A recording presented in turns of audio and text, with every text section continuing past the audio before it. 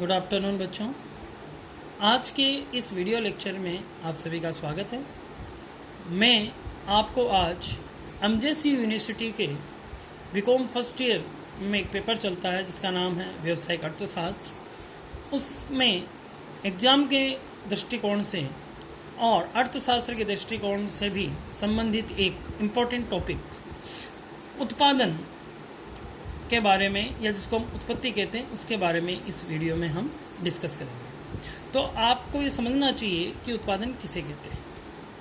उत्पादन का एक सिंपल सी परिभाषा है कि किसी भी वस्तु में अगर आप उपयोगिता का सृजन करते हैं, गौर से सुनिए, अगर आप किसी भी वस्तु या सेवा में उपयोगिता का सृजन करते हैं तो वो उत्पादन कहलाता है। अब आपके मन में एक सवाल ये भी उठा होगा कि उपयोगिता किसे कहते हैं। ये स्टार्टिंग के चैप्टर्स में आ जाता है, मैं आपको यहाँ पे एक बार फिर रिपीट किए दे रहा हूँ। उपयोगिता का मतलब होता है कि किसी भी उपभोक्ता द्वारा किसी वस्तु या सेवा का उपभोग करने पे उसको जो संतुष्टि मिलती है उसी को ही हम उपयोगिता कहते हैं। तो संतुष्टि जो जितनी उपभोक्ता मिलती है ये हर उपभोक्ता के हिसाब से अलग अलग हो सकती है, उसको हम उपयोगिता कहलाते हैं। और अगर किन्हीं भी साधनों के द्वारा अगर हम उपयोगिता का सृजन करते हैं तो वो उत्पादन कहलाता है। अब आप यहाँ देखिए कि उत्पादन जो हम करते हैं उसके लिए 4 तत्व आवश्यक है। कई किताबों में 5 का भी लिया हुआ है, लेकिन यहाँ पे हम 4 तत्वों का जिक्र करेंगे, जिसमें एक आपकी भूमि, दूसरी आपकी है पूंजी, तीसरा आपका है श्रम और चौथा है साहस। देखिए बेसिकली 4 तत्व होने बहुत आवश्यक हैं: भूमि, पूंजी, श्रम और साहस। अब हम उत्पादन के नियमों को समझने के लिए इसको 2 भागों में हम बांट देते हैं। एक कहलाता अल्पकाल, एक कहलाता आपका दीर्घकाल। अल्पकाल और दीर्घकाल में जो हमने उत्पादन के नियमों में इनको डिवाइड करते हैं उनका आधार ये है, अल्पकाल वह अवधि है जिसमें उत्पादन का एक न एक साधन स्थिर रहता है। अब सुनिए, देखिए हमने यहाँ डिस्कस किए हैं कि उत्पादन के 4 साधन हैं: भूमि, पूंजी, श्रम और साहस। हम ये मानते हैं कि हम जो 2 एक्टिव साधन हैं जिनमें एक है पूंजी और आपका श्रम, तो पूंजी और श्रम में से एक न एक या इन चारों में से कोई भी एक अगर उत्पत्ति का साधन अगर अल्पकाल में जिसको हम परिवर्तन नहीं कर सकते या स्थिर रहता है तो वो अवधि अल्पकाल कहलाती है। तो यहाँ हम इसको समझने के हिसाब से हम 2 साधन ले रहे हैं, एक पूंजी है और एक श्रम है।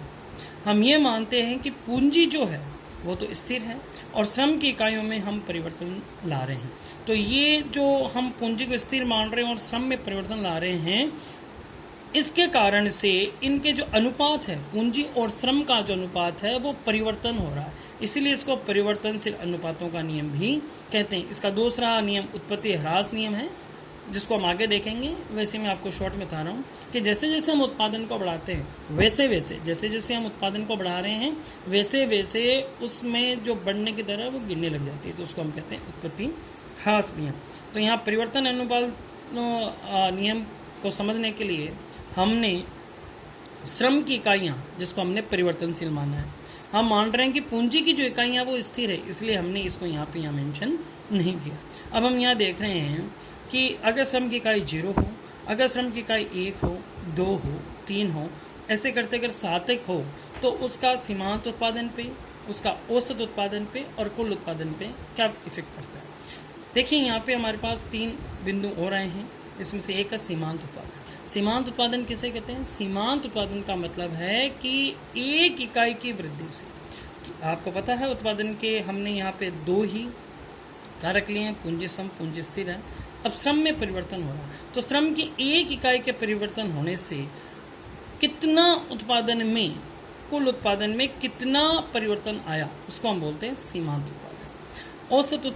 औसत उत्पादन सिंपल सा फॉर्मूला है कि जो कुल उत्पादन आपका हो रहा है उसमें आपको श्रम की इकाइयों का भाग लगाना, तो आपका हो जाता है औसत उत्पादन। और कुल उत्पादन, सीमांत उत्पादन को अपन जोड़ते जाएं तो हमको जो मिलेगा वो कुल उत्पादन।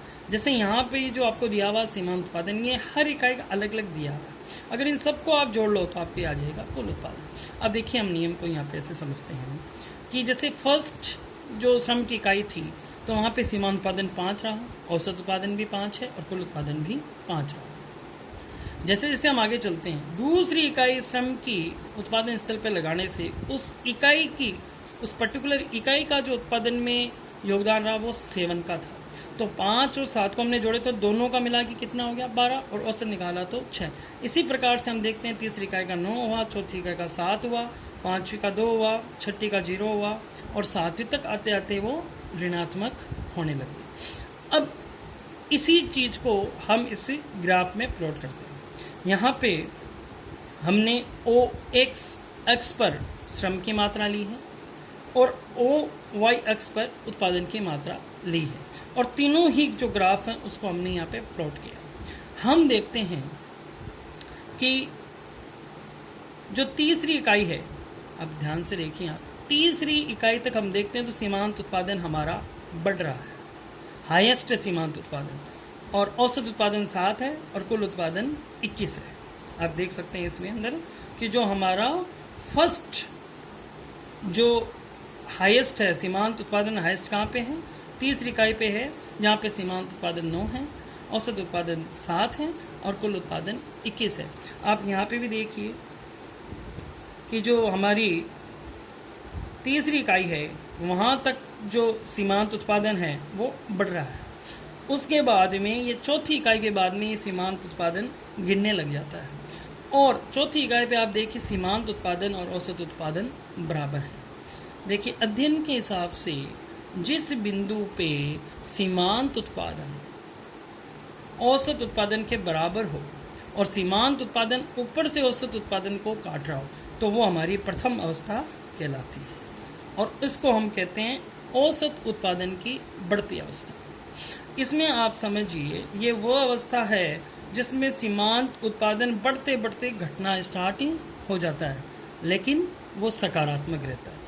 औसत उत्पादन अपने उच्चतम स्तर पे होता है, औसत उत्पादन अपने उच्चतम स्तर पे होता है, जबकि कुल उत्पादन में बढ़ोतरी की दर जारी रहती है लेकिन बढ़ने की रफ्तार कम हो जाती है।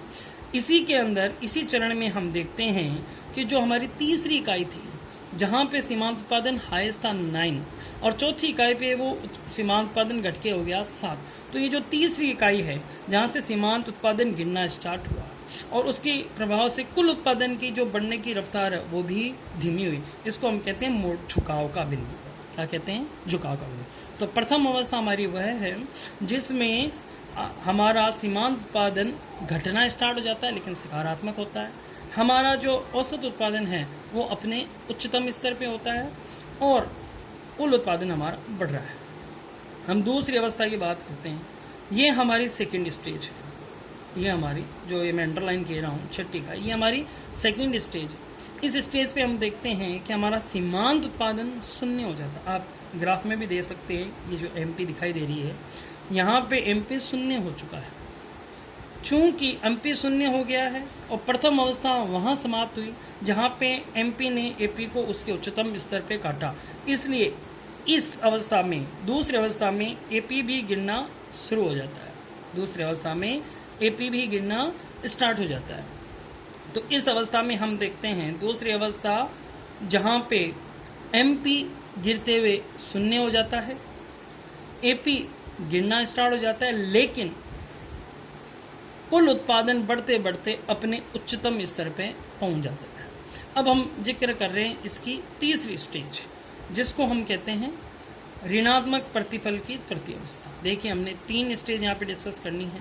पहली थी औसत उत्पादन की बढ़ती अवस्था, जो कि हमारी चौथी इकाई पे ही समाप्त हो जाती है, जहाँ पे हम इस ग्राफ से देख सकते हैं कि जहाँ पे एमपी गिरते हुए औसत उत्पादन के उच्चतम स्तर को काटती है। दूसरी स्टेज हमने देखी घटते प्रतिफल की अवस्था। इस द्वितीय स्थिति में हम देखते हैं कि एमपी गिरते हुए शून्य हो जाता है, जबकि एपी गिरना स्टार्ट हो जाता है, लेकिन ये सकारात्मक बना रहता है और कुल उत्पादन अपने उच्चतम स्तर होता है। तीसरी अवस्था वह होती है, यहाँ देखिए आप, तीसरी अवस्था वह है जहाँ पे जो हमारे 7वीं इकाई का हमने कंजम्पशन किया, तो इससे जो हमको सीमांत उत्पादन में योगदान था वो ऋणात्मक रहा। औसत उत्पादन हमारा कंटिन्यूसली गिर ही रहा है 4, और यहाँ पे कुल उत्पादन भी गिरना शुरू हो गया।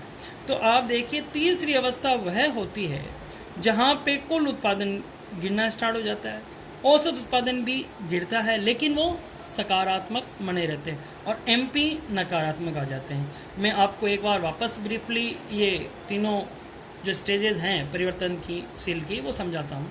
देखिए औसत उत्पादन की बढ़ती अवस्था वह होती है जहाँ पे आपका टोटल प्रोडक्शन बढ़ रहा होता है लेकिन बढ़ने की रफ्तार कम हो जाती है। सीमांत उत्पादन अपने उच्चतम स्तर को छू के वापस गिरना स्टार्ट हो जाता है, औसत उत्पादन अपने उच्चतम स्तर पे होता है। द्वितीय अवस्था वह होती है जहाँ पे सीमांत उत्पादन गिरते गिरे शून्य पे आ जाता है, एपी भी गिरना स्टार्ट हो जाता है लेकिन टोटल प्रोडक्शन अपने हाईएस्ट लेवल पे होता है। तीसरी अवस्था वह होती है जहाँ पे कुल उत्पादन भी गिरना स्टार्ट हो जाता है, औसत उत्पादन पहले गिरा था लेकिन ये दोनों सकारात्मक बने रहते हैं, जबकि सीमांत उत्पादन नकारात्मक हो जाता है। मेरे को लगता है ये जो आज शॉर्ट वीडियो बनाया है ये आपके लिए बहुत ही लाभदायक होगा एग्ज़ाम पॉइंट ऑफ व्यू से भी। आप हमारे साथ जुड़े रहें। Thank you.